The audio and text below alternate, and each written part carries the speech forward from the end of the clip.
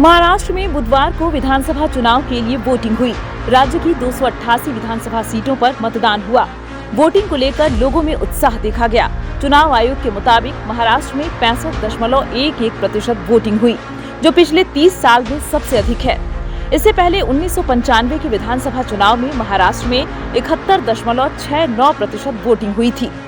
इस साल हुए लोकसभा चुनाव में महाराष्ट्र में 61.39% मतदान हुआ था। वहीं 2019 के विधानसभा चुनाव में 61.4% वोटिंग हुई थी। महाराष्ट्र में मतदान प्रतिशत में बढ़ोतरी का श्रेय काफी हद तक सत्तारूढ़ महायुति और महाविकास अघाड़ी की ओर से किए गए प्रचार अभियानों को दिया जा रहा है। लोकसभा चुनाव में महायुति को कुल 42.71% वोट मिला था, जबकि महाविकास अघाड़ी के खाते में 43.91% वोट आए थे। महाराष्ट्र में इस बार किंग कौन बनेगा? मतदान प्रतिशत में कम से कम 3.5% का उछाल यह तय करने में अहम हो सकता है। 2019 में महाराष्ट्र में 8.85 करोड़ मतदाता थे, जो 2024 में बढ़कर 9.69 हो गए। इसमें से 5 करोड़ पुरुष और 4.69 महिला मतदाता हैं। चुनाव आयोग के मुताबिक मैदान में 4136 उम्मीदवार हैं। इसमें से 3771 पुरुष और 363 महिला वोटर्स हैं।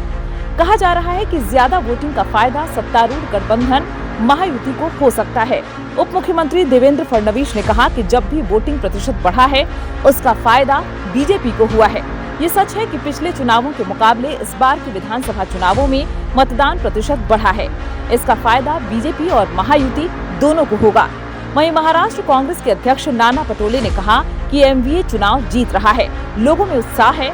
महाराष्ट्र के स्वाभिमानी नागरिक एक ऐसी सरकार का चुनाव करेंगे जो राज्य के कल्याण को प्राथमिकता देगी। उन्होंने कहा कि कांग्रेस पार्टी राज्य में सबसे बड़ी पार्टी बनकर उभरेगी। राज्य में महाविकास अघाड़ी सरकार का गठन निश्चित है। महाराष्ट्र में 30 साल बाद इतनी वोटिंग हुई है। इससे पहले 1995 में 71.69% मतदान हुआ था। तब राज्य में शिवसेना की सरकार बनी थी। मनोहर जोशी मुख्यमंत्री बने थे। 2 चरणों में वोटिंग हुई थी, 12 फरवरी 1995 और 9 मार्च। नतीजे 13 मार्च को घोषित हुए थे। तब अविभाजित शिवसेना और बीजेपी का गठबंधन था। मनोहर जोशी राज्य के 12वें मुख्यमंत्री बने थे। महाराष्ट्र में पहली बार गैर कांग्रेस सरकार बनी थी। उस चुनाव में कांग्रेस को 80, शिवसेना को 73 और बीजेपी को 65 सीटों पर जीत मिली थी।